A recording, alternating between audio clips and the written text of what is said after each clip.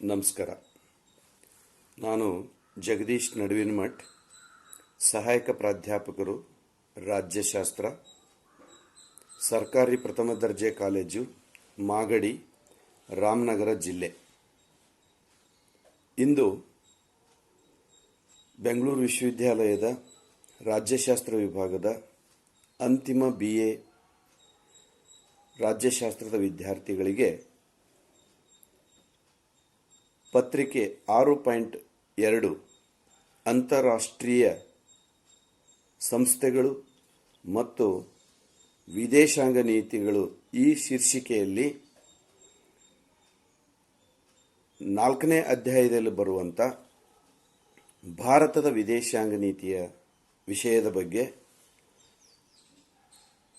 ಹಲವಾರು ವಿಚಾರಗಳನ್ನು ಈ ವಿಡಿಯೋ ಉಪನ್ಯಾಸ ಮಾಲಿಕೆಯ ಮೂಲಕ ವಿದ್ಯಾರ್ಥಿ ಸಮುದಾಯಕ್ಕೆ ತಲುಪಿಸುವಂಥ ಒಂದು ಮಹತ್ವದ ಕಾರ್ಯದಲ್ಲಿ ಭಾಗವಹಿಸ್ತಾ ಇರೋದಕ್ಕೆ ನನಗೆ ತುಂಬ ಸಂತೋಷವಾಗ್ತಾ ಇದೆ.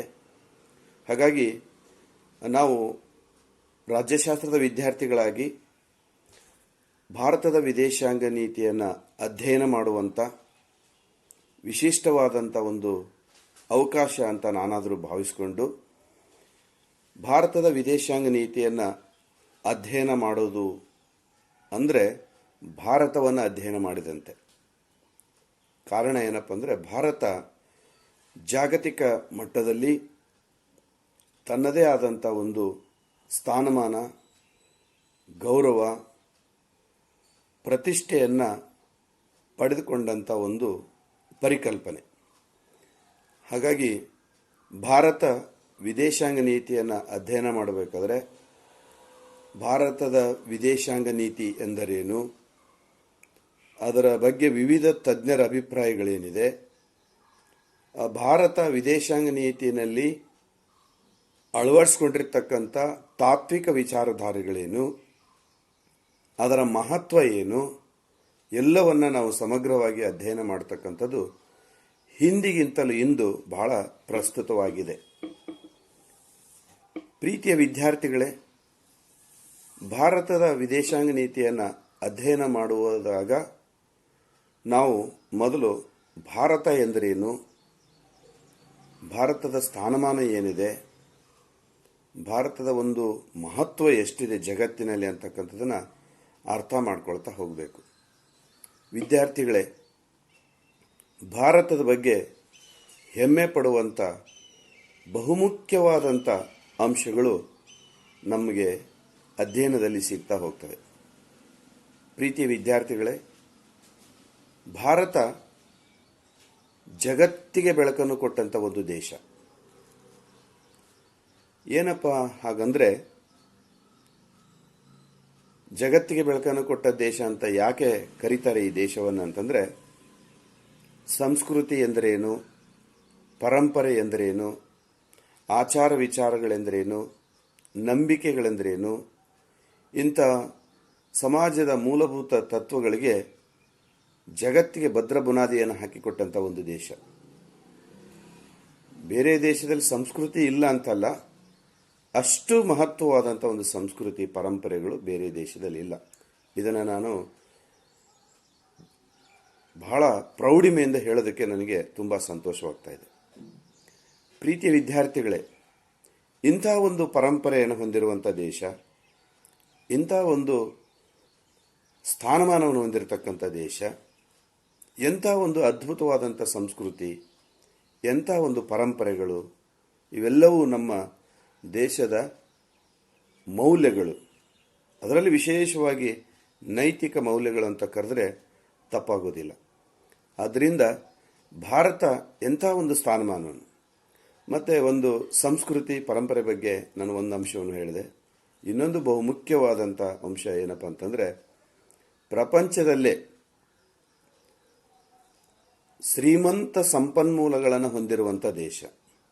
ಹಾಗಾಗಿ ನಾವೆಲ್ಲ ಭಾರತೀಯರು ಬಹಳ ಪ್ರತಿಷ್ಠೆಯಿಂದ ಇದನ್ನು ಸಂಪನ್ಮೂಲಗಳನ್ನು ಎತ್ತಿ ಹಿಡಿತಕ್ಕಂಥ ಒಂದು ಪ್ರಯತ್ನವನ್ನು ಎಲ್ಲ ಪ್ರಜೆಗಳು ಮಾಡುವುದು ಇವತ್ತು ಬಹಳ ಅನಿವಾರ್ಯವಾಗಿದೆ ಅಂತಕ್ಕಂಥ ನಾನು ಭಾವಿಸ್ಕೊಳ್ತೀನಿ.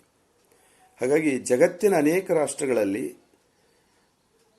ಯಾವುದೇ ಒಂದು ಸಂಪನ್ಮೂಲ ನಾವು ಭಾರತದಲ್ಲಿ ತೆಗೆದುಕೊಂಡಾಗ ಎಷ್ಟು ಬೇಡಿಕೆ ಇದೆ ಜಗತ್ತಿನಲ್ಲಿ. ನಮ್ಮ ದೇಶದ ಪ್ರತಿಯೊಂದು ವಸ್ತುಗಳಿಗೂ ಕೂಡ ಜಗತ್ತಿನಲ್ಲಿ ಬೇಡಿಕೆ ಇದೆ. ಅಂದರೆ ಎಂಥ ಸಂಪನ್ಮೂಲವನ್ನು ಹೊಂದಿರತಕ್ಕಂಥ ಒಂದು ದೇಶ ನಮ್ಮ ಭಾರತ ದೇಶ ಅಂತೇಳಿ ನಾವು ಹೆಮ್ಮೆ ಪಡಬೇಕಾದಂಥ ಒಂದು ಪರಿಕಲ್ಪನೆ ಇದು. ಅನಂತರ ಮೂರನೇದಾಗಿ ನಾವು ಭಾರತವನ್ನು ಬಹಳಷ್ಟು ಹೆಮ್ಮೆ ಪಡಬೇಕಾದ್ರೆ ಇನ್ನೊಂದೇನಪ್ಪ ಅಂದರೆ ಅತಿ ಹೆಚ್ಚು ಯುವ ಪಡೆಯನ್ನು ಹೊಂದಿರುವಂಥ ದೇಶ. ಈಗ ನಿಮಗೆಲ್ಲರಿಗೂ ಗೊತ್ತಿದೆ, ಜಗತ್ತಿನಲ್ಲಿ ಅತಿ ಹೆಚ್ಚು ಯುವಕರನ್ನು ಹೊಂದಿರುವಂಥ ದೇಶ ಯಾವುದಪ್ಪ ಅಂದರೆ ಅದು ಭಾರತ ದೇಶ. ಇದು ನಮ್ಮ ಹೆಗ್ಗಳಿಕೆ. ಇಂಥ ಯುವಕರು ಇಡೀ ದೇಶದ ಸಮಗ್ರತೆಯನ್ನು ಎತ್ತಿ ಹಿಡಿತಕ್ಕಂಥ ನಿಟ್ಟಿನಲ್ಲಿ ಮತ್ತು ದೇಶದ ಪ್ರತಿಷ್ಠೆ ಗೌರವವನ್ನು ಬೇರೆ ಬೇರೆ ಜಾಗತಿಕ ಮಟ್ಟದಲ್ಲಿ ಅದನ್ನು ಸಾಧಿಸುವಂಥ ನಿಟ್ಟಿನಲ್ಲಿ ಬಹಳಷ್ಟು ಮುಂಚೂಣಿಯಲ್ಲಿರ್ತಕ್ಕಂಥ ಒಂದು ಯುವ ಸಮೂಹ ಇದೆ. ಹಾಗಾಗಿ ಯುವ ಸಮೂಹ ಇನ್ನಷ್ಟು ಜಾಗೃತರಾಗಿ ಒಂದು ಭಾರತೀಯ ದೇಶದ ಒಂದು ಪ್ರತಿಷ್ಠೆಯನ್ನು ಬೆಳೆಸುವಂಥ ನಿಟ್ಟಿನಲ್ಲಿ ಕಾರ್ಯಮಗ್ನರಾಗಬೇಕು ಅಂಥೇಳಿ ಈ ಮೂಲಕ ನಾನು ವಿನಂತಿ ಮಾಡಿಕೊಳ್ತೀನಿ. ಹಾಗೆ ಮತ್ತೊಂದು ಹೆಮ್ಮೆ ಪಡುವಂಥ ಪ್ರಮುಖ ವಿಚಾರ ಅಂದರೆ ಅತಿ ಹೆಚ್ಚು ಬೌದ್ಧಿಕ ಮಟ್ಟವನ್ನು, ಬೌದ್ಧಿಕ ಸಾಮರ್ಥ್ಯವನ್ನು ಹೊಂದಿರುವಂಥ ಜನಾಂಗ ಈ ದೇಶದಲ್ಲಿದೆ. ಬುದ್ಧಿವಂತರು.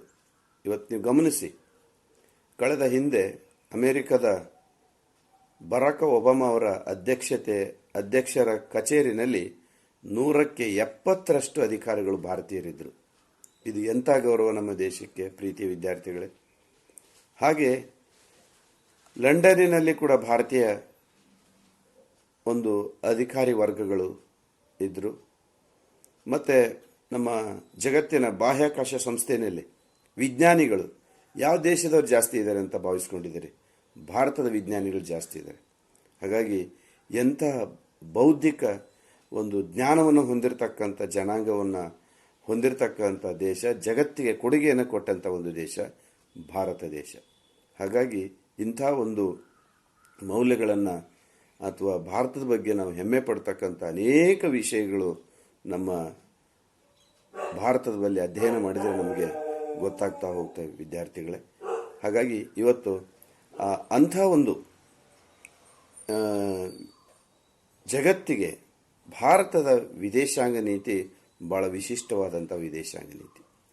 ಹಾಗೆ ಯಾಕೆ ಅಂತಂದರೆ ಎರಡನೇ ಮಹಾಯುದ್ಧದ ನಂತರ ಜಗತ್ತಿನಲ್ಲಿ 2 ಸೈದ್ಧಾಂತಿಕ ವಿಚಾರಗಳು ಜಗತ್ತಿನ ಮೇಲೆ ದಾಳಿ ಮಾಡೋದಕ್ಕೆ ಪ್ರಾರಂಭ ಮಾಡ್ತವೆ ವಿದ್ಯಾರ್ಥಿಗಳೇ.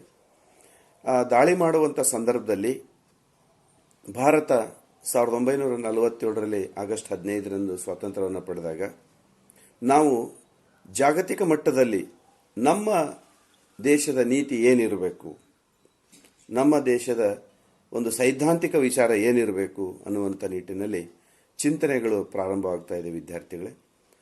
ಆ ಚಿಂತನೆಯ ಪರಿಣಾಮವಾಗಿ ನೋಡಿ, ಜಗತ್ತಿನ ಸಂದಿಗ್ಧತೆ ಆ ರೀತಿ ಇದೆ.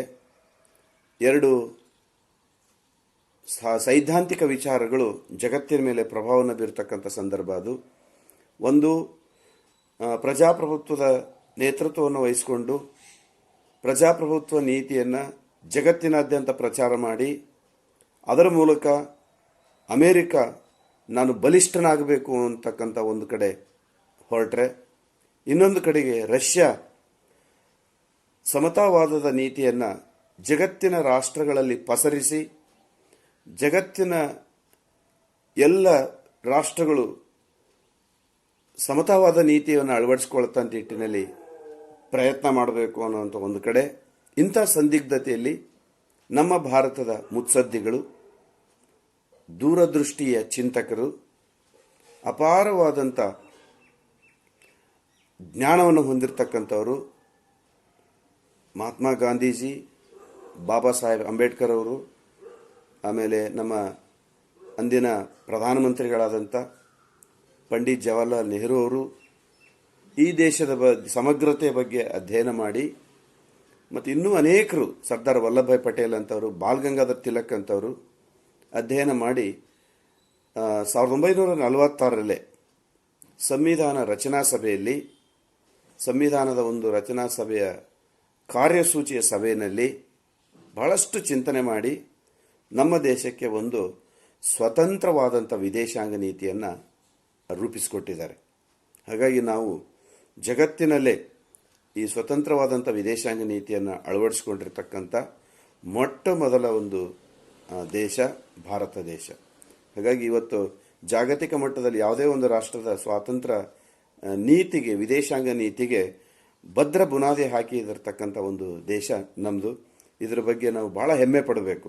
ಅದಕ್ಕೆ ಸ್ವಾತಂತ್ರ್ಯದ ಲಭ್ಯವಾಗೋದಕ್ಕಿಂತ ಮುಂಚಿತವಾಗಿ ನಮ್ಮ ಭಾರತೀಯ ಸ್ವಾತಂತ್ರ್ಯ ಹೋರಾಟ ಚಳವಳಿಯ ಪ್ರಮುಖ ನೇತಾರರಾದಂಥ, ಅಪ್ರತಿಮ ಶೂರರಾದಂಥ, ಧೀರರಾದಂಥ ಬಾಲ್ ಗಂಗಾಧರ್ ತಿಲಕ್ ಅವರು ಭಾರತದ ಸ್ವಾತಂತ್ರ್ಯದ ಬಗ್ಗೆ, ವಿದೇಶಾಂಗ ನೀತಿಯ ಬಗ್ಗೆ ಒಂದು ಮಾತು ಪ್ರತಿಪಾದನೆ ಮಾಡ್ತಾರೆ.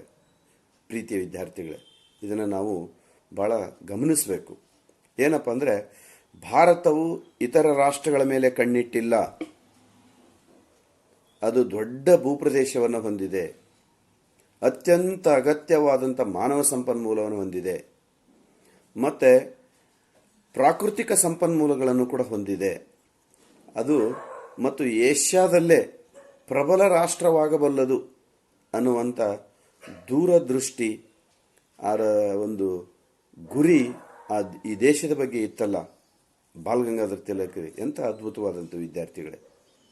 ಮತ್ತು ಪ್ರಪಂಚದ 2ನೇ ಮಹಾಯುದ್ಧದ ನಂತರ ಕೇಂದ್ರದಲ್ಲಿ ಕಾಂಗ್ರೆಸ್ ಪಕ್ಷವು ಸರ್ಕಾರವನ್ನು ರಚನೆ ಮಾಡುತ್ತೆ. ಅದರ ನಾಯಕತ್ವವನ್ನು ಪಂಡಿತ್ ಜವಾಹರ್ಲಾಲ್ ನೆಹರು ಅವರು 1940ರಲ್ಲಿ ತಾತ್ಕಾಲಿಕ ಸರ್ಕಾರದ ಪ್ರಧಾನಮಂತ್ರಿಗಳಾಗ್ತಾರೆ. ಅವರು ಆಕಾಶವಾಣಿನಲ್ಲಿ ನೆಹರು ಅವರನ್ನು ನಾವು ಬಹಳಷ್ಟು ಪ್ರೀತಿಸುವಂಥ, ಗೌರವಿಸುವಂಥ ಒಂದು ಕರ್ತವ್ಯ ನಮ್ಮದಾಗಬೇಕು. ಕಾರಣ ಏನಪ್ಪ ಅಂದರೆ, ವಿದೇಶಾಂಗ ಮಟ್ಟದಲ್ಲಿ ಬಹಳಷ್ಟು ಪ್ರಸಿದ್ಧಿಯನ್ನು, ಪ್ರಖ್ಯಾತಿಯನ್ನು ಪಡೆದಂಥ ಒಬ್ಬ ರಾಜಕೀಯ ನೇತಾರರು ಜವಾಹರ್ಲಾಲ್ ನೆಹರು ಅವರು. ಅವರು ಒಂದು ಆಕಾಶವಾಣಿನಲ್ಲಿ 46ರಲ್ಲಿ ಆಕಾಶವಾಣಿಯಲ್ಲಿ ಒಂದು ಮಾತು ಹೇಳ್ತಾರೆ, ಭಾರತವು ಅಲಿಪ್ತ ರಾಷ್ಟ್ರವಾಗಿ ಉಳಿಯುತ್ತದೆ ಅಂತ. ಅವಾಗಲೇ ಸ್ವಾತಂತ್ರ್ಯ ಪೂರ್ವದಲ್ಲಿ ಹೇಳ್ತಾರೆ. ಅದನ್ನು ಅಲಿಪ್ತ ರಾಷ್ಟ್ರ ಅಂದೇ ನಾನು ಮುಂದಿನ ವಿಚಾರಗಳಲ್ಲಿ ನಿಮ್ಮ ಜೊತೆಯಲ್ಲಿ ಪ್ರತಿಪಾದನೆ ಮಾಡ್ತೀನಿ. ಮತ್ತು ಸಾಮ್ರಾಜ್ಯವಾದ, ವರ್ಣಭೇದ ನೀತಿಯನ್ನು ವಿರೋಧಿಸುತ್ತದೆ ಮತ್ತು ಎಲ್ಲ ರಾಷ್ಟ್ರಗಳೊಡನೆ ಶಾಂತಿಯುತವಾಗಿ, ಸಹಕಾರಯುತವಾಗಿ ಇರಲು ಬಯಸುವಂಥ ದೇಶ ಭಾರತ ಆಗುತ್ತದೆ ಅಂತಕ್ಕಂಥದ್ದನ್ನು ಪ್ರತಿಪಾದನೆ ಮಾಡ್ತಾರೆ. ಹಾಗಾಗಿ ಇಂಥ ಒಂದು ಮತ್ತು ವಿಶ್ವದ ಪ್ರಮುಖ ದೇಶಗಳಲ್ಲಿ ಭಾರತನೂ ಒಂದು ಅಂತೇಳಿ ನಾವು ಅರ್ಥೈಸ್ಕೋಬೇಕು ವಿದ್ಯಾರ್ಥಿಗಳೇ. ಯಾಕಂದರೆ ಇದರ ಭೂ ವಿಸ್ತಾರ ನೋಡಿದರೆ 36,87,263 ಚದುರ ಕಿಲೋಮೀಟರ್ ಭೂ ವಿಸ್ತಾರವನ್ನು ಹೊಂದಿರತಕ್ಕಂಥ ಒಂದು ದೇಶ.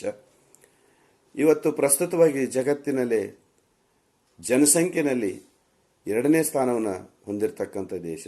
130 ಕೋಟಿಗೂ ಹೆಚ್ಚು ಜನಸಂಖ್ಯೆಯನ್ನು ಹೊಂದಿರತಕ್ಕಂಥ ಒಂದು ದೇಶ.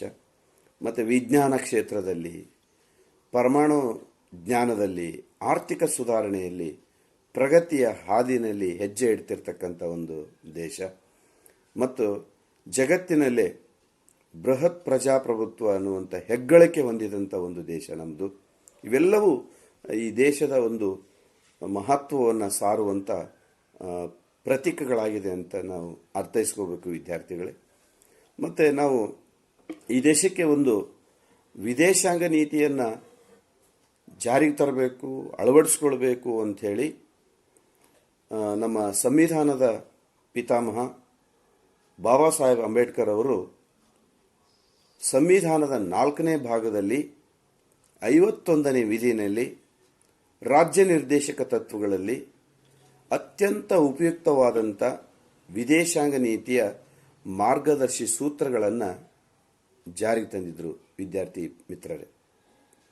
ಎಂಥ ಒಂದು ವೈಚಾರಿಕ ವಿಚಾರಗಳು ವಿದೇಶಾಂಗ ಮಟ್ಟದ ಬಗ್ಗೆ ಅಂದಿನ ನಾಯಕರಿಗಿತ್ತು ಅಂತಕ್ಕಂಥದ್ದಕ್ಕೆ ಇದೊಂದು ನಿದರ್ಶನ.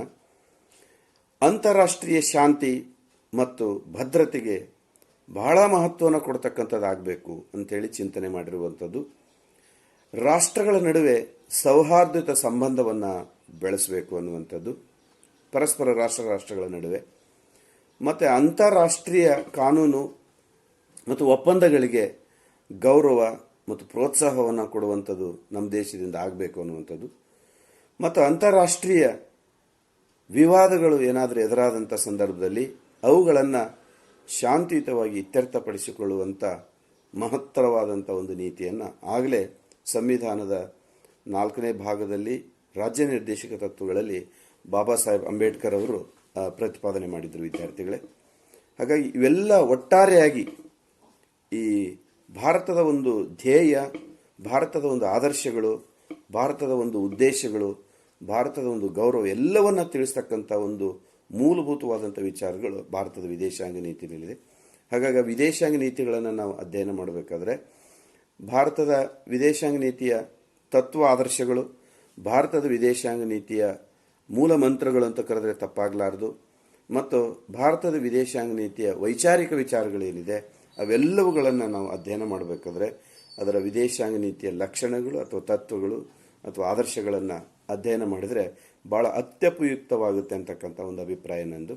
ಹಾಗಾಗಿ ಮೊದಲಿಗೆ ಭಾರತದ ವಿದೇಶಾಂಗ ನೀತಿಯಲ್ಲಿ ವೈಚಾರಿಕ ವಿಚಾರ ಏನಂದರೆ ಆಲಿಪ್ತ ಧೋರಣೆ ಅಥವಾ ಆಲಿಪ್ತ ನೀತಿ ಅಂತ ಒಂದು ಪ್ರಮುಖವಾದಂಥ ಒಂದು ಅಂಶ ಇದೆ. ಬಹುಶಃ ಈ ಆಲಿಪ್ತ ನೀತಿ ಅಂತಂದರೆ ನಾನು ಸೂಕ್ಷ್ಮವಾಗಿ ಆವಾಗಲೇ ಪ್ರತಿಪಾದನೆ ಮಾಡಿದ್ದೀನಿ. ಅದರ ಜೊತೆಯಲ್ಲಿ ನೋಡಿ, ಪ್ರಪಂಚದ 2ನೇ ಮಹಾಯುದ್ಧದ ನಂತರ ಅಮೆರಿಕ ಮತ್ತು ರಷ್ಯಾಗಳು ಪ್ರಬಲ ರಾಷ್ಟ್ರಗಳಾದವು, 2 ಶಕ್ತಿ ಬಣಗಳಾಗಿ ರೂಪುಗೊಂಡವು. ಆ 2 ಶಕ್ತಿ ಬಣಗಳು ಅವು ಸೈನಿಕ ಕೂಟಗಳನ್ನು ರಚನೆ ಮಾಡಿಕೊಂಡು ತಮ್ಮದೇ ಆದಂಥ ಒಂದು ನೀತಿಯನ್ನು, ತಮ್ಮದೇ ಆದಂಥ ಧೋರಣೆಯನ್ನು ಜಗತ್ತಿನ ಮೇಲೆ ಪ್ರಚಾರ ಮಾಡೋದ್ರ ಮೂಲಕ ಒತ್ತಾಯ ಮಾಡಿ ಆದರೂ ಸರಿನೇ ಅಥವಾ ಸೌಹಾರ್ದಯುತವಾದರೂ ಸರಿನೇ ಅವುಗಳನ್ನು ಜಾರಿಗೆ ತರಬೇಕು ಅನ್ನುವಂಥ ನಿಟ್ಟಿನಲ್ಲಿ ಬಹಳಷ್ಟು ಒಂದು ರೀತಿಯಲ್ಲಿ ಅದಕ್ಕೆ ಶೀತಲ ಯುದ್ಧನೇ ಆಯಿತು. ಅಂತಹ ಒಂದು ಪೈಪೋಟಿನಲ್ಲಿ ನಾವು ನಮ್ಮ ದೇಶದ ಧೋರಣೆ ಏನಿರಬೇಕು ಅಂಥೇಳಿ ಸಂವಿಧಾನದ ಪ್ರಸ್ತಾವನೆಯಲ್ಲೇ ಭಾರತ ಪ್ರಜಾಪ್ರಭುತ್ವ ರಾಷ್ಟ್ರದ ತತ್ವಗಳನ್ನು ಅನುಸರಿಸಬೇಕು, ಆಮೇಲೆ ಪ್ರಜಾಪ್ರಭುತ್ವ ನೀತಿಗಳನ್ನು ಒಳಗೊಳ್ಳಬೇಕು, ಮತ್ತು ಸಮತಾವಾದಿ ನೀತಿಗಳನ್ನು ಒಳಗೊಳ್ಳಬೇಕು ಅನ್ನುವಂಥ ನಿಟ್ಟಿನಲ್ಲಿ ಪ್ರಜಾಸತ್ತಾತ್ಮಕ ಸಮಾಜವಾದ ಅನ್ನುವಂಥ ಒಂದು ತಾತ್ವಿಕ ವಿಚಾರಧಾರೆಯನ್ನು ಭಾರತದ ಸಂವಿಧಾನದಲ್ಲೇ ನಾವು ಅಳವಡಿಸ್ಕೊಂಡಿದ್ದೀವಿ. ಅದು ಒಂದು ಬಹಳ ಮುಖ್ಯ. ಅದರಿಂದ ಆಲಿಪ್ತ ಅಂದರೆ ತಟಸ್ಥವಾಗಿರೋದು, 2 ಬಣಗಳಿಗೆ, 2 ಶಕ್ತಿ ಬಣಗಳಿಗೆ ಸೇರದೇ ಇರದೇ ಇರುವಂಥ ನೀತಿಯನ್ನು ನಾವು ಜಾರಿಗೆ ತರಬೇಕು. ಅದರಿಂದ ತಟಸ್ಥವಾಗಿ ಉಳ್ತದೆ. ಅದರಿಂದ ತಟಸ್ಥ ಅಂತಂದರೆ ಸುಮ್ಮನೆ ಇರೋದಂಥದ್ದಲ್ಲ, ಅನ್ಯಾಯವಾದ ರಾಷ್ಟ್ರದ ಪರವಾಗಿ ಭಾರತ ಬೆಂಬಲ ಕೊಡಬೇಕು. ಬಲಿಷ್ಠ ರಾಷ್ಟ್ರಗಳಿಂದ ಅಶಕ್ತ ರಾಷ್ಟ್ರಗಳು ಅಂದರೆ ಸಣ್ಣ ಪುಟ್ಟ ರಾಷ್ಟ್ರಗಳನ್ನು ಗೌರವಿಸಬೇಕು. ಸಣ್ಣ ಪುಟ್ಟ ರಾಷ್ಟ್ರಗಳಿಗೆ ಆಗುವಂಥ ಅನ್ಯಾಯವನ್ನು ಪ್ರತಿಭಟಿಸಬೇಕು. ಮತ್ತು ಪಂಡಿತ್ ಜವಾಹರ್ಲಾಲ್ ನೆಹರು ಪ್ರಕಾರ ಅವರು ಒಂದು ಮಾತು ಪ್ರತಿಪಾದನೆ ಮಾಡ್ತಾರೆ, ಪರರಾಷ್ಟ್ರಗಳಿಂದ ಸ್ವಾತಂತ್ರ್ಯಕ್ಕೆ ತೊಂದರೆಯಾದರೆ, ಅನ್ಯಾಯ ಉಂಟಾದರೆ ಮತ್ತು ಸಂಘರ್ಷಗಳು ಸಂಭವಿಸಿದರೆ ಅಂತಹ ರಾಷ್ಟ್ರಗಳ ಬಗ್ಗೆ ನಾವು ತಟಸ್ಥರಾಗಿರಲು ಸಾಧ್ಯವಿಲ್ಲ, ತಟಸ್ಥರಾಗುವುದೂ ಇಲ್ಲ. ವಿಶ್ವಸಂಸ್ಥೆಯ ನಂತರ ಹೆಚ್ಚು ಸದಸ್ಯ ರಾಷ್ಟ್ರಗಳನ್ನು ಹೊಂದಿರುವಂಥ ಈ ಅಲಿಪ್ತ ಒಕ್ಕೂಟ ಇದೆಯಲ್ಲ, ಬಹಳ ಅದ್ಭುತವಾದಂಥ ನೋಡಿ. ಅಲಿಪ್ತ ನೀತಿಯನ್ನು ನಾವು ಮೊದಲು ಚಿಂತನೆ ಮಾಡಿದಾಗ, ಅದನ್ನು ಜಾರಿಗೆ ತರಬೇಕು ಅಂತ ಪ್ರಯತ್ನ ಮಾಡಿದಾಗ ಭಾರತದ ಜೊತೆಯಲ್ಲಿ 1992ರಲ್ಲಿ ಅಥವಾ 1900 ನೋಡಿದಾಗ ಇವತ್ತು ಪ್ರಸ್ತುತವಾಗಿ 120ಕ್ಕೂ ಹೆಚ್ಚು ರಾಷ್ಟ್ರಗಳು ಅಲಿಪ್ತ ರಾಷ್ಟ್ರಗಳಿದೆ. ಅದರಿಂದ ಎಂಥ ಒಂದು ಅದ್ಭುತವಾದಂಥ ಒಂದು ವಿಶಿಷ್ಟವಾದಂಥ ವಿದೇಶಾಂಗ ನೀತಿ ತತ್ವವನ್ನು ನಾವು ಅಳವಡಿಸ್ಕೊಂಡಿದ್ದೀವಿ ಅಲ್ವಾ ವಿದ್ಯಾರ್ಥಿಗಳೇ? ಇದು ಒಂದು. ಮತ್ತು ಇದರ ಜೊತೆಯಲ್ಲಿ ಅನೇಕ ಘಟನೆಗಳಲ್ಲಿ ಕೊರಿಯಾದಲ್ಲಿ ಯುದ್ಧ ಪ್ರಾರಂಭವಾದಾಗ ಭಾರತ ಉತ್ತರ ಕೊರಿಯಾದ ಆಕ್ರಮಣವನ್ನು ವಿರೋಧಿಸುತ್ತೆ. ಸುಯೇಜ್ ಕಾಲುವೆ ಬಿಕ್ಕಟ್ಟಿನಲ್ಲಿ ಭಾರತ ಬ್ರಿಟಿಷ್ ಮತ್ತು ಫ್ರೆಂಚರ ಆಕ್ರಮಣವನ್ನು ವಿರೋಧಿತ ಮಾಡ್ತಾ ಬಂದಿದೆ.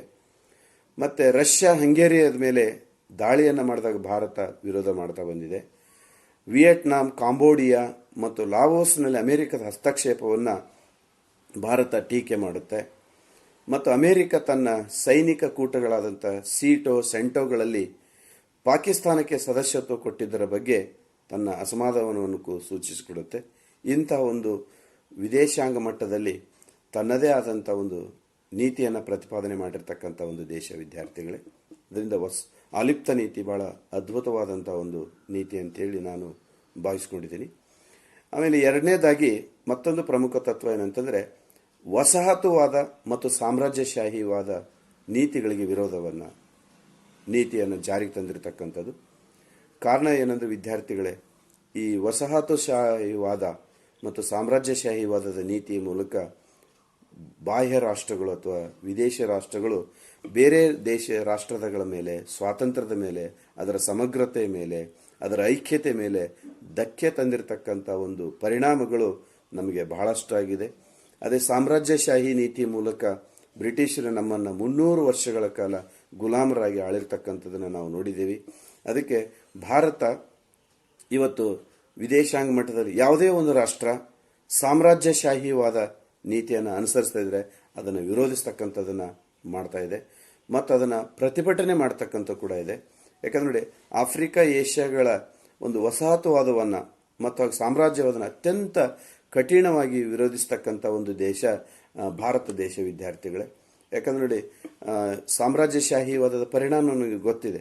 300 ವರ್ಷಗಳ ಕಾಲ ಬ್ರಿಟಿಷರ ಆಳ್ವಿಕೆಗೆ ಒಳಪಟ್ಟು ನಾವು ಏನೆಲ್ಲ ಒಂದು ನಮ್ಮದೇ ಆದಂಥ ಒಂದು ಸ್ಥಾನಮಾನ, ನಮ್ಮದೇ ಆದಂಥ ಒಂದು ಗೌರವ ಅವೆಲ್ಲವನ್ನ ಕಳ್ಕೊಂಡಿದ್ವಿ. ಗಮನಿಸಿ, 300 ವರ್ಷಗಳ ಕಾಲ ನಮಗೆ ಸಾಮಾಜಿಕವಾದಂಥ ಅವಕಾಶಗಳು ಇರಲಿಲ್ಲ, ಮತ್ತು ಸ್ವಾತಂತ್ರ್ಯ ಇರಲಿಲ್ಲ, ಸಮಾನತೆ ಇರಲಿಲ್ಲ. ಅಂತಂದರೆ 300 ವರ್ಷಗಳ ಬೇರೆ ಈ ಸಾಮ್ರಾಜ್ಯಶಾಹಿ ನೀತಿ ಎಷ್ಟು ಪ್ರಬಲಯುತವಾದದ್ದು, ಎಷ್ಟು ಮಹತ್ವದ್ದು ಅಂತೇಳಿ ನಾವು ಗಮನಿಸ್ತಾ ಹೋಗಬೇಕು ವಿದ್ಯಾರ್ಥಿಗಳೇ. ಹಾಗಾಗಿ ಇಂಥ ಒಂದು ಸಾಮ್ರಾಜ್ಯಶಾಹವಾದ ನೀತಿಯನ್ನು ಅತ್ಯಂತ ಕಠಿಣವಾಗಿ ವಿರೋಧಿಸ್ತಕ್ಕಂಥ ನಿಟ್ಟಿನಲ್ಲಿ ಬಹಳ ದಿಟ್ಟವಾದಂಥ ಹೆಜ್ಜೆಯನ್ನು ಇಟ್ಕೊಂಡಿದೆ ಭಾರತ ದೇಶ. ಎರಡನೇ ಮಹಾಯುದ್ಧ ನಂತರ ಹಾಲೆಂಡ್ ದೇಶವು ಇಂಡೋನೇಷ್ಯಾದಲ್ಲಿ ತನ್ನ ಆಳ್ವಿಕೆಯನ್ನು ಪ್ರಾರಂಭ ಮಾಡಿದಾಗ ಭಾರತ ಅದನ್ನು ವಿರೋಧಿಸುತ್ತೆ. ಎಲ್ಲ ಆಫ್ರಿಕನ್ ವಸಾಹತುಗಳ ಸ್ವಾತಂತ್ರ್ಯವನ್ನು ಭಾರತ ಬೆಂಬಲಿಸುತ್ತೆ. ಇವತ್ತು ಜಾಗತಿಕ ಮಟ್ಟದಲ್ಲಿ ದಕ್ಷಿಣ ಆಫ್ರಿಕಾದ ಸ್ವಾತಂತ್ರ್ಯ ಹೋರಾಟ ಚಳವಳಿಗೆ ಸ್ಫೂರ್ತಿಯಾದಂಥ ದೇಶ ಅಂದರೆ ಭಾರತ ದೇಶ ವಿದ್ಯಾರ್ಥಿಗಳೇ. ಹಾಗಾಗಿ ಲಿಬಿಯಾದ ರಾಷ್ಟ್ರೀಯ ವಿಮೋಚನಾ ಚಳವಳಿಯನ್ನು ಬೆಂಬಲವನ್ನು ಕೊಡುತ್ತೆ. ಆಮೇಲೆ ಮೊರಾಕೊ, ಟುನೇಷಿಯಾ, ಅಲ್ಜೀರಿಯಾ, ಅಂಗೋಲಾ ರಾಷ್ಟ್ರಗಳಿಗೆ ಸ್ವಾತಂತ್ರ್ಯಕ್ಕೆ ಭಾರತ ಶ್ರಮಿಸಿದೆ ವಿದ್ಯಾರ್ಥಿಗಳಿಗೆ. ಹಾಗಾಗಿ ಸಾಮ್ರಾಜ್ಯಶಾಹಿ ಮತ್ತು ವಸಾಹತು ಶಕ್ತಿಗಳ ವಿರುದ್ಧ ಆಫ್ರಿಕಾ ಮತ್ತು ಏಷ್ಯಾ ರಾಷ್ಟ್ರಗಳನ್ನು ಒಂದುಗೂಡಿಸ್ತಕ್ಕಂಥ ನಿಟ್ಟಿನಲ್ಲಿ ಭಾರತ ದಿಟ್ಟವಾದಂಥ ಹೆಜ್ಜೆಯನ್ನು ಇಡ್ತಾ ಇದೆ. ಭಾರತದ ವಿದೇಶಾಂಗ ನೀತಿಯ ಮೂಲ ಮಂತ್ರನೂ ಕೂಡ ಅದು. ಅಲ್ಲದೆ ನವ ವಸಾಹತುಶಾಹಿ, ಈಗ ನೋಡಿ, ಪ್ರಪಂಚದ ಎಲ್ಲ ರಾಷ್ಟ್ರಗಳು, ಬಹುತೇಕ ರಾಷ್ಟ್ರಗಳು ಸ್ವಾತಂತ್ರ್ಯವನ್ನು ಪಡ್ಕೊಂಡಿವೆ. ಅದಕ್ಕೆ ನಮ್ಮ ಆಲಿಪ್ತ ನೀತಿ, ನಮ್ಮ ಭಾರತದ ವಿದೇಶಾಂಗ ನೀತಿ ಒಂದು ರೀತಿಯಲ್ಲಿ ಸ್ಫೂರ್ತಿಯಾಗಿದೆ. ಅದರ ಜೊತೆಯಲ್ಲಿ ಈಗ ವ್ಯಾಪಾರ ಸಂಸ್ಥೆಯ ಮೂಲಕ ಇವತ್ತು ಜಾಗತಿಕ ರಾಷ್ಟ್ರಗಳು ನಮ್ಮ ಏಷ್ಯಾ ಖಂಡದ ಮೇಲೆ ಬಹಳಷ್ಟು ದಾಳಿಯನ್ನು ಮಾಡ್ತಾ ಇದೆ.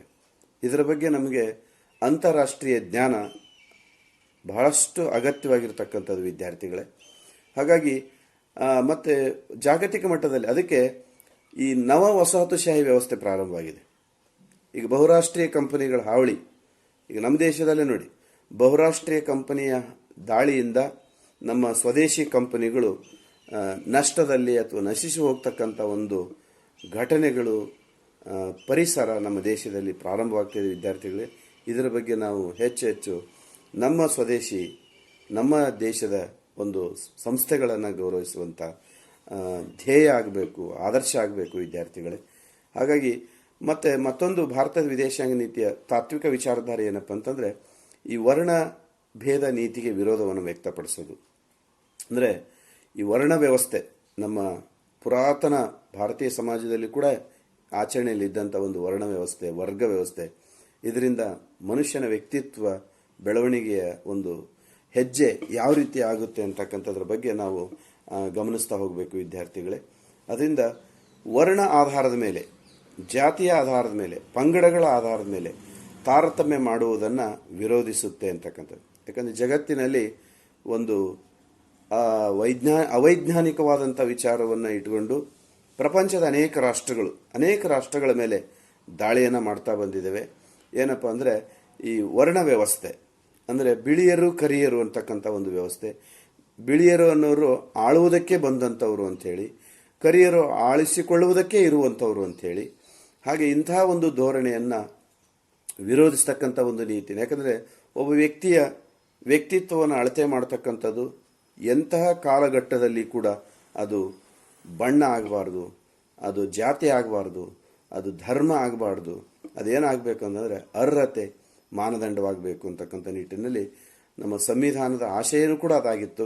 ಅದರ ಮೂಲಕ ವರ್ಣದ ಆಧಾರದ ಮೇಲೆ ಯಾವುದೇ ತಾರತಮ್ಯ ಮಾಡುವುದನ್ನು ಇವತ್ತು ಜಾಗತಿಕ ಮಟ್ಟದಲ್ಲಿ ಭಾರತ ವಿರೋಧಿಸ್ತಾ ಬಂದಿದೆ. ವರ್ಣ ದೇಶದ ವಿರುದ್ಧ ಹೋರಾಟ ಮಾಡಿದ ಭಾರತ ವಿಶ್ವಸಂಸ್ಥೆಯಲ್ಲಿ ಬಹಳ ಮಹತ್ವದಂಥ ಮತ್ತು ಅಗ್ರಸ್ಥಾನವನ್ನು ಪಡ್ಕೊಂಡಿರ್ತಕ್ಕಂಥದ್ದು. ಈಗ ಯಾಕೆಂದರೆ ಆಫ್ರಿಕಾದ ವರ್ಣ ದೇಶ ನೀತಿ ವಿರೋಧಿ ಚಳವಳಿಯಲ್ಲಿ ನಾಯಕತ್ವ ವಹಿಸಿಕೊಂಡಿರ್ತಕ್ಕಂಥ ಭಾರತ ವಿಶ್ವಸಂಸ್ಥೆ 1976ರಲ್ಲಿ ಗೌರವಿಸಿದ್ದನ್ನು ಸ್ಮರಿಸಬೇಕು. 1976ರಲ್ಲಿ ಭಾರತಕ್ಕೆ ಒಂದು ವಿಶಿಷ್ಟವಾದಂಥ ಸ್ಥಾನಮಾನ, ವಿಶಿಷ್ಟವಾದಂಥ ಒಂದು ಗೌರವ ದೊರೀತಾ ಹೋಗುತ್ತೆ ಒಂದು ವಿದ್ಯಾರ್ಥಿಗಳೇ. ಹಾಗಾಗಿ ಜಾಗತಿಕ ಮಟ್ಟದಲ್ಲಿ ಒಂದು ಜನಾಂಗ ಭೇದ ವಿರುದ್ಧ ಹೋರಾಟಕ್ಕೆ ಭಾರತವು ಬೆಂಬಲವನ್ನು ಕೊಡ್ತಾ ಬಂದಿದೆ. ಅತ್ಯಂತ ಕಡಿಮೆ ಸಂಖ್ಯೆಯಲ್ಲಿದ್ದಂಥ ಬಿಳಿಯರು ಬಹುಸಂಖ್ಯೆಯ ಒಂದು ಆಫ್ರಿಕಾದ ಕರಿಯರನ್ನು ತಮ್ಮ ಕಪಿಮುಷ್ಟಿಯಲ್ಲಿ ಹಿಡಿದುಕೊಂಡಿರ್ತಕ್ಕಂಥದ್ದನ್ನು ತಮ್ಮ ಅಧೀನದಲ್ಲಿ ಕೆಲಸವನ್ನು ಮಾಡಿಸ್ತಕ್ಕಂಥದ್ದು. ಭಾರತ ಇಂಥ ಒಂದು ನೀತಿಯನ್ನು ಪ್ರತಿಭಟನೆ ಮಾಡಿತು. ಆಮೇಲೆ ಬ್ರಿಟಿಷರ ಗುಲಾಮಗಿರಿಯಿಂದ ಆದಂಥ ಕಷ್ಟ ನಷ್ಟಗಳು, ಅಪಮಾನಗಳು, ಅಗೌರವಗಳು ನಮಗೆ ಬಹಳಷ್ಟು ಪ್ರಭಾವವನ್ನು ಬೀರಿತ್ತು. ಅದರಿಂದ ಈ ಗುಲಾಮಗಿರಿಯನ್ನು ಉಚ್ಚಾಟನೆ ಮಾಡಲು ಬಹಳಷ್ಟು ಪ್ರಯತ್ನವನ್ನು ಮಾಡ್ತಕ್ಕಂಥ ಒಂದು ನೀತಿ ವರ್ಣಭೇದ ನೀತಿಯನ್ನು ವಿರೋಧಿಸ್ತಕ್ಕಂಥದ್ದು. ಅದಕ್ಕೆ ಪ್ರಪಂಚದ ಯಾವುದೇ ರಾಷ್ಟ್ರಗಳಿಗೆ ನಾವು ಸಹಾಯ ಮಾಡೋದಕ್ಕೆ ಕೂಡ ಈಗಲೂ ಕೂಡ ಬದ್ಧರಾಗಿದ್ದೀವಿ. ಮತ್ತು ರೊಡೇಷಿಯಾದಲ್ಲಿ ಅಲ್ಪಸಂಖ್ಯಾತ ಬಿಳಿಯರ ಆಡಳಿತವನ್ನು ಖಂಡಿಸಿ ಕರಿಯರ ಆಡಳಿತವನ್ನು ಬೆಂಬಲಿಸಿರ್ತಕ್ಕಂಥದ್ದು. ಇವತ್ತಿಗೂ ಕೂಡ ಅಮೇರಿಕದಲ್ಲಿ ನಿಗ್ರೋಗಳು ಭಾರತೀಯರನ್ನ ಸ್ಮರಣೆ ಮಾಡ್ಕೊಳ್ತಾರೆ. ಅದರಲ್ಲಿ ಕರಿಯರ ನಾಯಕರಾದಂಥ ಬರಾಕ್ ಒಬಾಮಾ ಅವರು ಒಂದು ಕಡೆ ತಮ್ಮ ಆತ್ಮಚರಿತ್ರೆಯಲ್ಲಿ, ತಮ್ಮ ಆಟೋಬಯೋಗ್ರಫಿನಲ್ಲಿ ಹೇಳ್ಕೊಂಡಿದ್ದಾರೆ, ನಾನು ಇವತ್ತು ಅಮೇರಿಕದ ಅಧ್ಯಕ್ಷನಾಗೋದಕ್ಕೆ ಸ್ಫೂರ್ತಿ ಯಾರು ಅಂತಂದರೆ ಮಹಾತ್ಮ ಗಾಂಧೀಜಿ ಅಂತೇಳಿ. ಅವರು ನಮ್ಮ ಭಾರತಕ್ಕೆ ಬಂದಾಗ ಭೇಟಿಯಾದಂಥ ಸಂದರ್ಭದಲ್ಲಿ ತಮ್ಮ ಒಂದು ಆಟೋಬಯೋಗ್ರಫಿ ಕೂಡ ಹಾಕೋಗಿದ್ದಾರೆ, ಸ್ಫೂರ್ತಿ ಅಂತೇಳಿ. ಹಾಗಾಗಿ ಇವತ್ತು ಅಮೇರಿಕ ಸ್ವಾತಂತ್ರ್ಯ ಪಡೆದರೂ ಕೂಡ 1789ರಲ್ಲಿ ಸ್ವಾತಂತ್ರ್ಯವನ್ನು ಪಡೆದುಕೊಂಡಿದ್ದರೂ ಕೂಡ ಎಷ್ಟೋ ವರ್ಷಗಳ ಕಾಲ ನಿಗ್ರೋಗಳಿಗೆ ಕೊಡ್ತಿದ್ದಂಥ ಕಷ್ಟ ಮತ್ತು ವರ್ಣಭೇದ ನೀತಿಯನ್ನು ಭಾರತ ವಿರೋಧಿಸ್ತಾ ಬಂದಿತ್ತು. ಅದರಿಂದ ಜವಾಹರ್ಲಾಲ್ ನೆಹರು ಅವರು ಒಂದು ಮಾತು ಹೇಳ್ತಾರೆ, ನಾವು ವರ್ಣಭೇದ ನೀತಿಯನ್ನು ಎಲ್ಲಿಯೇ ಇದ್ದರೂ ವಿರೋಧಿಸುತ್ತೇವೆ. ನಮಗೆ ಇತರರ ಮೇಲೆ ಪ್ರಭುತ್ವ ಮಾಡುವುದು ಬೇಕಿಲ್ಲ, ಇತರರಿಗಿಂತ ಹೆಚ್ಚು ಹಕ್ಕುಗಳು ನಮಗೆ ಬೇಡ, ಆದರೆ ಎಲ್ಲರ ಜೊತೆಗೂ ಸಮಾನ ಹಕ್ಕುಗಳು ನಮಗೆ ಬೇಕು. ನಾವು ಯಾರ ವಿರುದ್ಧವೂ ಪಕ್ಷಪಾತ ಮಾಡುವುದಿಲ್ಲ ಅನ್ನುವಂಥದ್ದನ್ನು ಮತ್ತು ಸಹಿಸೋದಿಲ್ಲ, ಅವುಗಳನ್ನು ವಿರೋಧಿಸ್ತಾನೆ ಬರ್ತೀವಿ ಅಂತಕ್ಕಂಥದ್ದನ್ನು ಪ್ರತಿಪಾದನೆ ಮಾಡ್ತಾರೆ. ಮತ್ತು ದಕ್ಷಿಣ ಆಫ್ರಿಕಾದಲ್ಲಿ ಮಹಾತ್ಮ ಗಾಂಧೀಜಿಯವರ ಒಂದು ವರ್ಣಭೇದ ನೀತಿಯ ಹೋರಾಟ ಅದು ನಮಗೆ ಅವಿಸ್ಮರಣೀಯ ವಿದ್ಯಾರ್ಥಿ ಮಿತ್ರರೇ. ಯಾಕಂದರೆ 1994ರಲ್ಲಿ ವರ್ಣಭೇದ ನೀತಿ ಕೊನೆಯಾಗಿ ದಕ್ಷಿಣ ಆಫ್ರಿಕಾದಲ್ಲಿ ಚುನಾವಣೆಗಳು ನಡೆದು ಅದರಲ್ಲಿ ಕಪ್ಪು ಜನಾಂಗದ ನಾಯಕರಾಗಿ ನೆಲ್ಸನ್ ಮಂಡೇಲಾ ಅವರು ಅಧ್ಯಕ್ಷರಾಗ್ತಾರೆ. ಹಾಗಾಗಿ ನೆಲ್ಸನ್ ಮಂಡೇಲಾ ಅವರ ಒಂದು ಅಧ್ಯಕ್ಷ ಆಗೋದಕ್ಕೆ ಕಾರಣ ನಮ್ಮ ದೇಶ ಅಂದರೆ ಎಷ್ಟು ಹೆಮ್ಮೆ ವಿದ್ಯಾರ್ಥಿಗಳಿಗೆ. ಹಾಗಾಗಿ 1995 ಸೋನಿಯಾ ಗಾಂಧಿಯವರು ದಕ್ಷಿಣ ಆಫ್ರಿಕಾಕ್ಕೆ ಭೇಟಿ ಮಾಡಿ ಎರಡೂ ರಾಷ್ಟ್ರಗಳ ಸಂಬಂಧವನ್ನು ಮತ್ತಷ್ಟು ಗಟ್ಟಿಗೊಳಿಸ್ತಕ್ಕಂಥದ್ದು ಮತ್ತು ಅಟಲ್ ಬಿಹಾರಿ ವಾಜಪೇಯಿ ಪ್ರಧಾನಮಂತ್ರಿ ಆದಾಗ ಅದನ್ನೇ ಮುಂದುವರ್ಸ್ಕೊಂಡು ಹೋಗ್ತಕ್ಕಂಥದ್ದು ಎಷ್ಟು ಪ್ರೌಢಿಮೆ. ಹಾಗಾಗಿ ದಕ್ಷಿಣ ಆಫ್ರಿಕಾ ಕೂಡ ಇವತ್ತು ಕೂಡ ಭಾರತದ ಜೊತೆಗೆ ಅವಿನಾಭಾವವಾದಂಥ ಸಂಬಂಧವನ್ನು ಬೆಳೆಸ್ಕೊಂಡು ಹೋಗ್ತಾ ಇರ್ತಕ್ಕಂಥದ್ದು. ಜಾಗತಿಕ ಮಟ್ಟದಲ್ಲಿ ತನ್ನದೇ ಆದಂಥ ಒಂದು ಮಹತ್ವವನ್ನು ಗಳಿಸ್ಕೊಂಡಿರ್ತಕ್ಕಂಥದ್ದು. ಇದು ಈ ವರ್ಣಭೇದ ನೀತಿನಲ್ಲಿ ಭಾರತದ ನಿಲುವುಗಳು ಏನಿದೆ ಅಂತಕ್ಕಂಥದ್ದನ್ನು ಜಗತ್ತಿಗೆ ಎತ್ತಿ ತೋರಿಸ್ತಕ್ಕಂಥದ್ದು. ಅದಕ್ಕೆ ಒಂದು ನಿದರ್ಶನ, ಒಂದು ಮಾಧ್ಯಮದಲ್ಲಿ ಬಂದಿರತಕ್ಕಂಥ ಒಂದು ಸಣ್ಣ ಒಂದು ಉದಾಹರಣೆ ಜೊತೆಗೆ ಈ ವರ್ಣಭೇದ ನೀತಿಯ ಮಹತ್ವ ಮತ್ತು ಆ ದೇಶ ಎಷ್ಟು ನಮಗೆ ಗೌರವಿಸ್ತದಂತೆ. ಪ್ರೀತಿಯ ವಿದ್ಯಾರ್ಥಿಗಳೇ, ಒಂದು ಸಾರಿ ಭಾರತದ ವಿದೇಶಿ ಪ್ರವಾಸಕ್ಕೆ ನೆಲ್ಸನ್ ಮಂಡೇಲಾದ ದಂಪತಿಗಳು ಭಾರತಕ್ಕೆ ಬರ್ತಾರೆ. ವಿದ್ಯಾರ್ಥಿಗಳೇ ಬಂದಂಥ ಸಂದರ್ಭದಲ್ಲಿ ವಿಮಾನ ನಿಲ್ದಾಣದಲ್ಲಿ ಅವರು ಇಳಿದ ತಕ್ಷಣ ಈ ವಿಮಾನ ನಿಲ್ದಾಣ ಭಾರತದ ಭೂಮಿಗೆ ಶಿರಸಾಷ್ಟಾಂಗ ನಮಸ್ಕಾರವನ್ನು ಹಾಕ್ತಾರೆ. ಅಂದರೆ ಭಾರತದ ಬಗ್ಗೆ ಎಷ್ಟು ಗೌರವ, ಅದನ್ನು ಇದೊಂದು ಉದಾಹರಣೆಯನ್ನು ನೆನಪಿಸ್ಕೊಳ್ಳಿ ವಿದ್ಯಾರ್ಥಿಗಳಿಗೆ. ಯಾಕೆ ಹಾಕ್ತಾರಪ್ಪ ಅಂತಂದರೆ ಅವರು ಮಾಧ್ಯಮದವ್ರು ಪ್ರಶ್ನೆ ಮಾಡ್ತಾರೆ, ಯಾಕೆ ನೀವು ಈ ರೀತಿಯಾದಂಥ ಗೌರವವನ್ನು ಈ ದೇಶಕ್ಕೆ ಸೂಚಿಸ್ತಾ ಇದ್ದಾರೆ ಅಂದರೆ ಅದಕ್ಕೆ ಹೇಳ್ತಾರೆ, ಈ ದೇಶ ಮಹಾತ್ಮ ಗಾಂಧೀಜಿಯು ನಡೆದಾಡಿದಂಥ ದೇಶ, ಮಹಾತ್ಮ ಗಾಂಧೀಜಿ ಅಂತವರಿಗೆ ಜನ್ಮ ಕೊಟ್ಟಂಥ ದೇಶ, ಈ ದೇಶದಿಂದ ನಮ್ಮ ದೇಶ ಪವಿತ್ರವಾಗಿದೆ ಅನ್ನುವಂಥ ಒಂದು ಮಹತ್ವವನ್ನು ವಿಮಾನ ನಿಲ್ದಾಣದಲ್ಲಿ ಈ ದೇಶದ ಬಗ್ಗೆ ಗೌರವವನ್ನು ಸೂಚಿಸ್ತಾರಲ್ಲ, ಅದು ನಮ್ಮ ದೇಶಕ್ಕೆ ಒಂದು ಹೆಮ್ಮೆ ವಿದ್ಯಾರ್ಥಿಗಳಿಗೆ. ಹಾಗಾಗಿ ವರ್ಣಭೇದ ನೀತಿಗೆ ವಿರೋಧವನ್ನು ವ್ಯಕ್ತಪಡಿಸ್ತಕ್ಕಂಥದ್ದು. ಮತ್ತು ಇನ್ನೊಂದು ವಿದೇಶಾಂಗ ನೀತಿಯ ಮೂಲ ಧ್ಯೇಯ ಏನಪ್ಪ ಅಂದರೆ, ನಾವು ಶಾಂತಿಯುತವಾದಂಥ ಸಹಜೀವನ, ಶಾಂತಿಯ ಸಹಬಾಳ್ವೆ ಜೀವನವನ್ನು ನಡೆಸಬೇಕು ಅನ್ನುವಂಥ ಒಂದು ವಿದೇಶಾಂಗ ನೀತಿಯ ಆದರ್ಶವನ್ನು ನಾವು ನಮ್ಮ ದೇಶದಲ್ಲಿ ಅಳವಡಿಸ್ಕೊಂಡಿದ್ದೀವಿ. ಜವಾಹರ್ಲಾಲ್ ನೆಹರು ಅವರು 1954ರಲ್ಲಿ ನಾವು ಎಂಥ ಶಾಂತಿಪ್ರಿಯ ದೇಶದವರು ಮತ್ತು ಶಾಂತಿಗೆ ಮಹತ್ವವನ್ನು ಎಷ್ಟು ಕೊಟ್ಟಿದ್ದೀವಿ ಅಂತಕ್ಕಂಥದ್ರ ಬಗ್ಗೆ ಪ್ರತಿಪಾದನೆ ಮಾಡಿರ್ತಕ್ಕಂಥದ್ದು. ಮತ್ತು ಅದರಿಗೆ 1954ರಲ್ಲಿ ಭಾರತ ಮತ್ತು ಚೈನಾ ದೇಶದ ನಡುವಿನ ಒಪ್ಪಂದದಲ್ಲಿ ಬಹಳ ಅದ್ಭುತವಾದಂಥ ವೈಚಾರಿಕ ತತ್ವಗಳನ್ನು ಘೋಷಣೆ ಮಾಡ್ತಾರೆ. ಅವುಗಳೇನಪ್ಪ ಅಂದರೆ ಪಂಚಶೀಲ ತತ್ವಗಳಂತೇಳಿ 5 ಪ್ರಮುಖವಾದಂಥ ತತ್ವಗಳು. ಒಂದು, ನಾವು ಪರಸ್ಪರ ರಾಷ್ಟ್ರಗಳ ಸಾರ್ವಭೌಮಾಧಿಕಾರ ಮತ್ತು ಪ್ರಾದೇಶಿಕ ಸಮಗ್ರತೆಗೆ ಗೌರವವನ್ನು ಕೊಡ್ತಕ್ಕಂಥದ್ದು ಮತ್ತು ಮಹತ್ವವನ್ನು ಕೊಡ್ತಕ್ಕಂಥ ಧ್ಯೇಯವನ್ನು ಹೊಂದಿದ್ದೀವಿ ಅಂತಕ್ಕಂಥದ್ದು. ಅಂದರೆ ಇವತ್ತು ನಾವೊಂದು ಗೌರವ, ಯಾವುದೇ ರಾಷ್ಟ್ರಗಳು, ಪ್ರಪಂಚದ ಯಾವುದೇ ರಾಷ್ಟ್ರಗಳು ನಮ್ಮ ದೇಶದ ಒಂದು ಸಹಾಯವನ್ನು ಬಯಸಿದರೆ ನಾವು ಅದಕ್ಕೆ ಕೊಡೋದಕ್ಕೆ ಸಿದ್ಧರಾಗಿದೆ. ಇದಕ್ಕೆ ನಿದರ್ಶನವಾಗಿ ಒಂದು ಮಾತು ಹೇಳೋದಕ್ಕೆ ನನಗೆ ತುಂಬ ಹೆಮ್ಮೆ ಅನಿಸುತ್ತೆ. ಕಳೆದ ನಮ್ಮ ಒಂದೂವರೆ ತಿಂಗಳ ಹಿಂದ ನಮ್ಮ ದೇಶದಲ್ಲಿ ಏನು ಭಯಾನಕವಾದಂಥ ಒಂದು ಸಾಂಕ್ರಾಮಿಕ ರೋಗ ಕೊರೋನಾ ಅಂಟ್ಕೊಂಡಿರುವಂಥ ಸಂದರ್ಭದಲ್ಲಿ ಬೇರೆ ದೇಶಗಳು ಮನವಿಯನ್ನು ಸಲ್ಲಿಸ್ತವೆ, ನಮಗೆ ನಿಮ್ಮ ದೇಶದಲ್ಲಿರ್ತಕ್ಕಂಥ ಒಂದು ಔಷಧಿ ಕೊಡಿ ನಮಗೆ, ನಮ್ಮ ದೇಶಕ್ಕೆ ಅಂತೇಳಿ. ಆವಾಗ ತಕ್ಷಣ ಪ್ರಧಾನಮಂತ್ರಿ ನರೇಂದ್ರ ಮೋದಿಯವರು 13 ದೇಶಗಳಿಗೆ, ನಮಗೂ ಹೆಚ್ಚು ಅಗತ್ಯ ಇರುವಂಥದ್ದು, ಅವುಗಳನ್ನು ಎಷ್ಟು ಅಗತ್ಯ ಇದೆ ಅವುಗಳನ್ನು ಇಟ್ಟುಕೊಂಡು ಬೇರೆ ದೇಶಗಳು 13 ದೇಶಗಳಿಗೆ ಔಷಧಿ ಸಾಮಗ್ರಿಗಳನ್ನು ಕೊಟ್ಟಿರ್ತಕ್ಕಂಥದ್ರಿಂದ ಇದಕ್ಕೆ ನಮ್ಮ ಭಾರತ ದೇಶ ವಿದೇಶಾಂಗ ನೀತಿನಲ್ಲಿ ಅಳವಡಿಸಿಕೊಂಡಿರ್ತಕ್ಕಂಥ ಒಂದು ಪಂಚಶೀಲ ತತ್ವ, ಪರಸ್ಪರ ರಾಷ್ಟ್ರಗಳ ವ್ಯವಹಾರ, ಪರಸ್ಪರ ಅದರ ಸಾರ್ವಭೌಮಕ್ಕೆ ನಾವು ಗೌರವವನ್ನು ಕೊಡಬೇಕು ಮತ್ತು ಪ್ರಾದೇಶಿಕ ಸಮಗ್ರತೆಗೆ ಮನ್ನಣೆಯನ್ನು ಕೊಡಬೇಕು ಅನ್ನುವಂಥ ಒಂದು ಪಂಚಶೀಲ ತತ್ವ. ಆನಂತರ ಎಂತಹ ಸಂದರ್ಭಗಳು ಎದುರಾದರೂ ಕೂಡ ರಾಷ್ಟ್ರಗಳು ಯುದ್ಧ ಮಾಡಬಾರದು ಅನ್ನುವಂಥ ಒಂದು ನೀತಿಯನ್ನು ಹೊಂದಿರುವಂಥದ್ದು. ಮತ್ತು ಇನ್ನೊಂದು ಬಹಳ ಅದ್ಭುತವಾದಂಥ ಒಂದು ನೀತಿ ಇದೆ ನೋಡಿ. ಅಮೆರಿಕದ ವಿದೇಶಾಂಗ ನೀತಿ ಅವ್ರದ್ದು ಬಲಾತ್ಕಾರವಾಗಿ ಆದ್ರೂ ತಮ್ಮ ಧೋರಣೆಯನ್ನು ಜಾರಿಗೆ ತರುವಂಥದ್ದಿದೆ.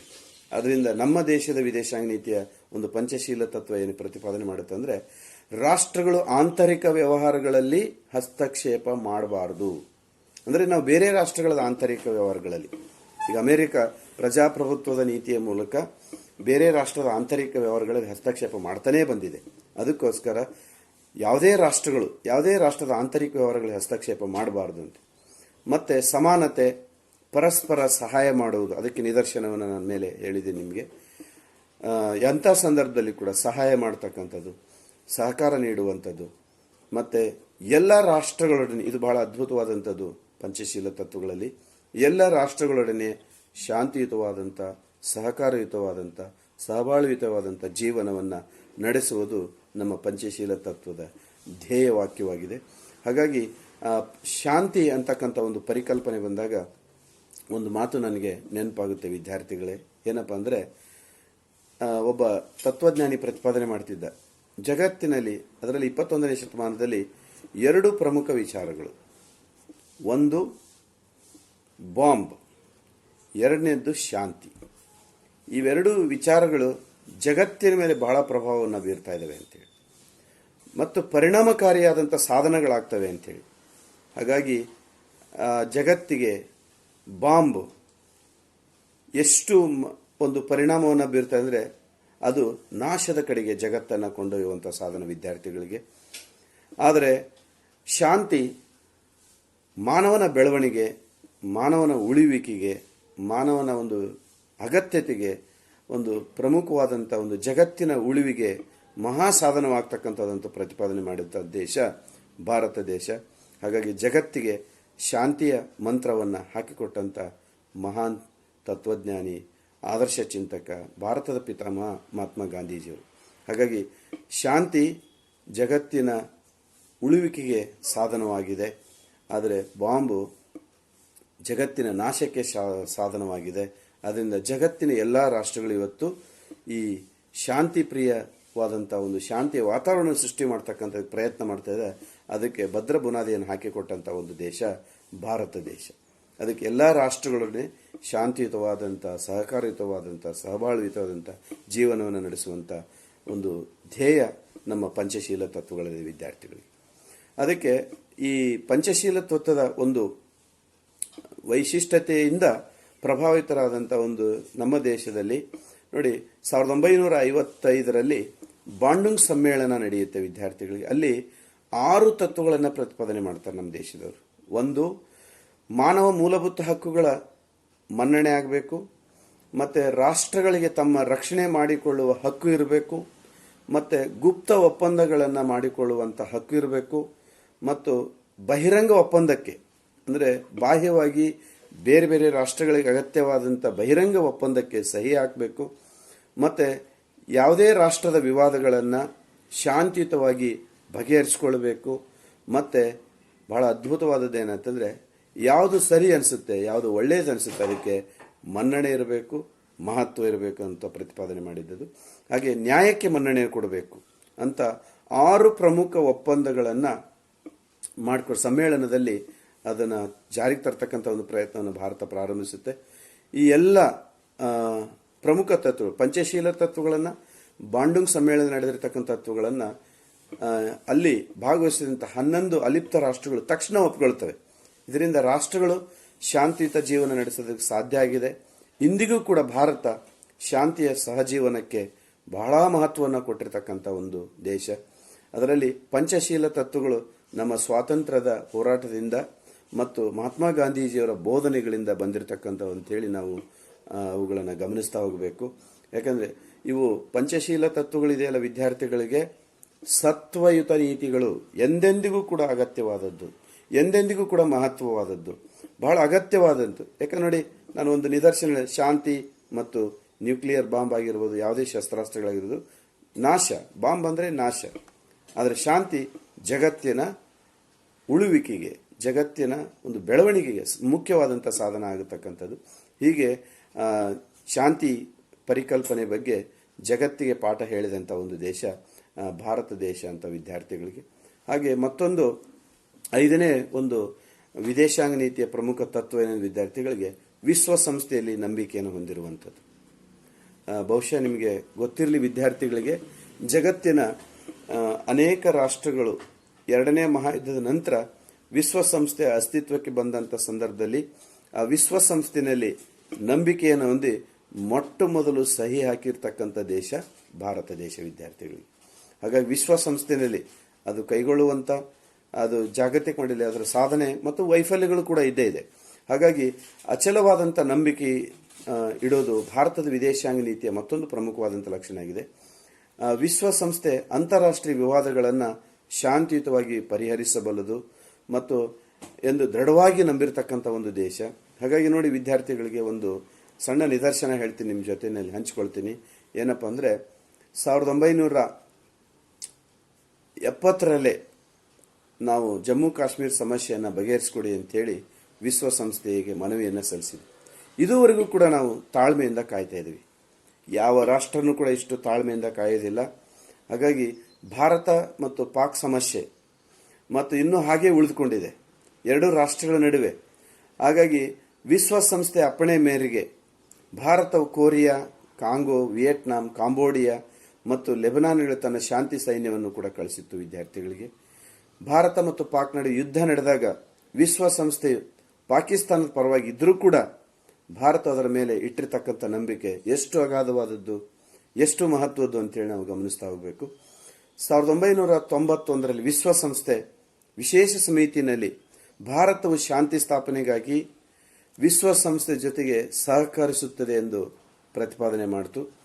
ಮತ್ತು ಮುಂದೆ ಸುಧಾರಣೆಯಾಗಿ ವಿಶ್ವಸಂಸ್ಥೆಯ ಅಂಗಗಳು, ಯಾವುದೇ ಅಂಗಗಳು ಪ್ರಜಾಸತ್ತಾತ್ಮಕವಾಗಿ ರಾಷ್ಟ್ರಗಳ ಪ್ರಾತಿನಿಧ್ಯವನ್ನು ಪಡೆಯುವಂತಾಗಿ ಅಂತಾರಾಷ್ಟ್ರೀಯ ವಿವಾದಗಳನ್ನು ಶಾಂತಿಯುತವಾಗಿ ಪರಿಹರಿಸಲು ಅನುಕೂಲ ಮಾಡಬೇಕು ಅನ್ನುವಂಥೇಳಿ ವಿಶ್ವಸಂಸ್ಥೆಯ ಸಮ್ಮೇಳನದಲ್ಲಿ ವಾದವನ್ನು ಮಂಡಿಸುತ್ತೆ.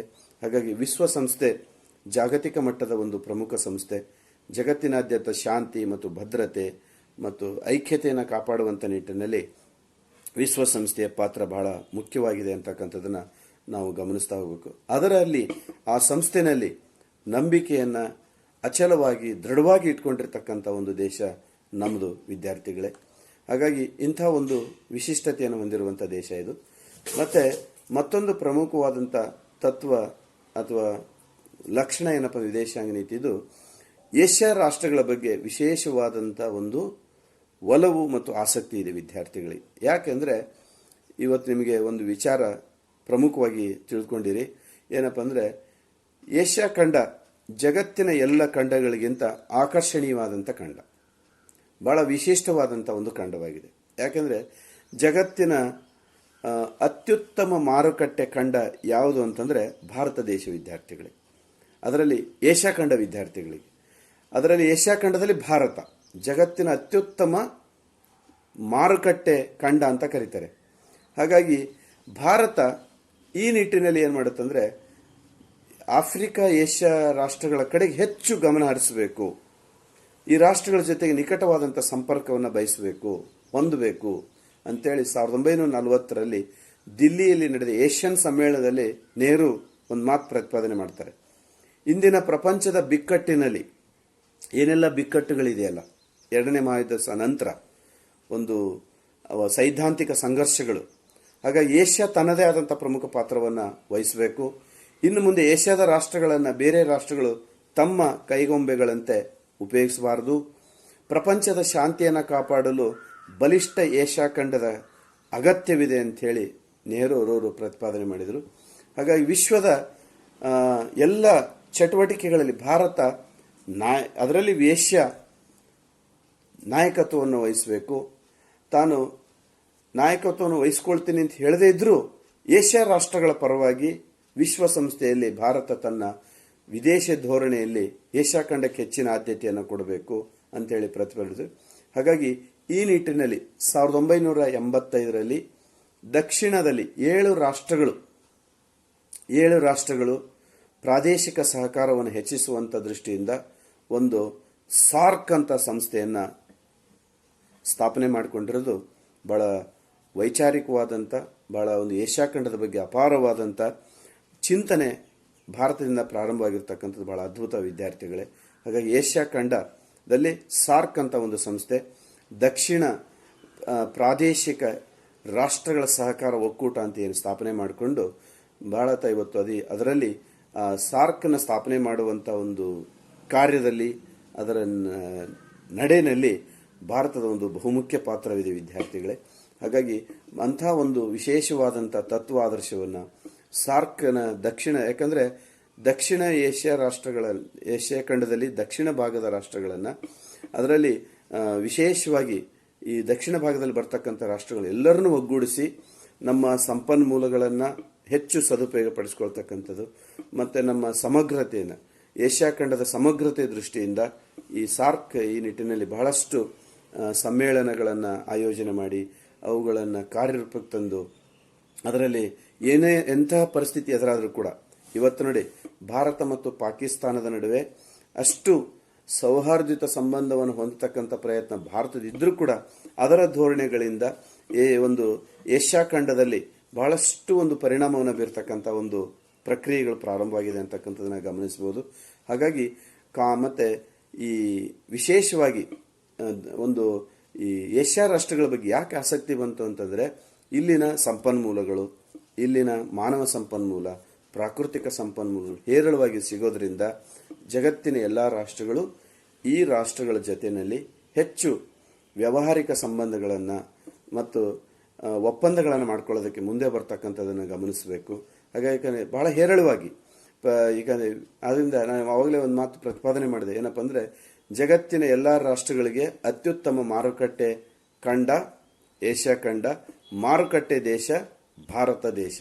ಹಾಗಾಗಿ ಈ ರಾಷ್ಟ್ರಗಳ ಬಗ್ಗೆ ಅಪಾರವಾದಂಥ, ಏಷ್ಯಾ ರಾಷ್ಟ್ರಗಳ ಅಪಾರವಾದಂಥ ಒಂದು ಆಸಕ್ತಿಯನ್ನು ಭಾರತ ಹೊಂದಿದೆ ವಿದ್ಯಾರ್ಥಿಗಳಿಗೆ. ಮತ್ತು ಇನ್ನೊಂದು ಬಹುಮುಖ್ಯವಾದಂಥ ಒಂದು ವಿದೇಶಾಂಗ ನೀತಿಯ ತತ್ವ ಏನಪ್ಪ ಅಂದರೆ, ಕಾಮನ್ವೆಲ್ತ್ ರಾಷ್ಟ್ರಕೂಟದಲ್ಲಿ ನಂಬಿಕೆಯನ್ನು ಹೊಂದಿರುವುದು. ಯಾಕಂದ್ರೆ ನೋಡಿ, ಬ್ರಿಟಿಷರು ನಮಗೆ ಎಷ್ಟೇ ತೊಂದರೆ ಕೊಟ್ಟರೂ ಕೂಡ, ನಮ್ಮ ದೇಶವನ್ನು ಆಳಿದ್ರೂ ಕೂಡ ಬ್ರಿಟಿಷ್ ರಾಷ್ಟ್ರದ ಬಗ್ಗೆ ಅಪಾರವಾದಂಥ ಗೌರವವನ್ನು ಮತ್ತು ಅದು ಸ್ಥಾಪನೆ ಮಾಡಿರ್ತಕ್ಕಂಥ ಬ್ರಿಟಿಷ್ ಕಾಮನ್ವೆಲ್ತ್ ಕೂಟದಲ್ಲಿ ಭಾರತ ಸದಸ್ಯತ್ವವನ್ನು ಹೊಂದಿರತಕ್ಕಂಥದ್ದು. ಆಮೇಲೆ ಇತರ ಕಾಮನ್ವೆಲ್ತ್ ರಾಷ್ಟ್ರಗಳ ಜೊತೆ ಕೆಲಸ ಮಾಡಲು ಇದೊಂದು ಒಳ್ಳೆಯ ಅವಕಾಶ ಅಂತ ಹೇಳಿ ಭಾವಿಸ್ಕೊಂಡು ಭಾರತ ತಿಳಿದುಕೊಂಡು ಅದರ ಜೊತೆಯಲ್ಲಿ ಕೆಲಸ ಮಾಡ್ತಕ್ಕಂಥದ್ದು. ಈ ಸಂಘದಲ್ಲಿ ಏಷ್ಯಾ ರಾಷ್ಟ್ರಗಳ ಸಂಖ್ಯೆ ಹೆಚ್ಚಾಗಿದೆ. ಹಾಗಾಗಿ ಭಾರತ ಕಾಮನ್ವೆಲ್ತಿನ ಶಿಲ್ಪಿ ಅಂತ ಹೇಳ್ಬೋದು. ಅದರ ಚಿಂತನೆಯನ್ನು, ಅದರ ಗೌರವವನ್ನು ಕೊಟ್ಟಂಥವರೇ ಭಾರತೀಯರು. ಹಾಗಾಗಿ ಈ ಸಂಘದಲ್ಲಿ ಏಷ್ಯಾ ರಾಷ್ಟ್ರಗಳ ಸಂಖ್ಯೆ ಹೆಚ್ಚಿರೋದ್ರಿಂದ ಅದರಿಂದ Bharat British Commonwealth of Nations ಅಂತ ಇಟ್ಟಿತ್ತು. ಅದನ್ನು ಜವಾಹರ್ಲಾಲ್ ನೆಹರು ಆಗ್ರಹ ಮಾಡಿದರು, ಅದರ ಬಗ್ಗೆ ಹೇಳಿದರು. ಏನಪ್ಪ ಅಂದರೆ, ನೀವು ಬ್ರಿಟಿಷ್ ಎಂಬ ಪದವನ್ನು ತೆಗೆದು ಕಾಮನ್ವೆಲ್ತ್ ರಾಷ್ಟ್ರಗಳು ಅಂತ ಪರಿಗಣಿಸಿ. ಅದನ್ನು ತಕ್ಷಣ ಬ್ರಿಟಿಷರು ಕೂಡ ಒಪ್ಪಿಕೊಂಡರು. ಕಾಮನ್ವೆಲ್ತ್ ಸದಸ್ಯ ಬಹಳ ವಿವಾದಗಳಿಗೆ ಅವಕಾಶ ಮಾಡಿಕೊಟ್ಟಿತ್ತು.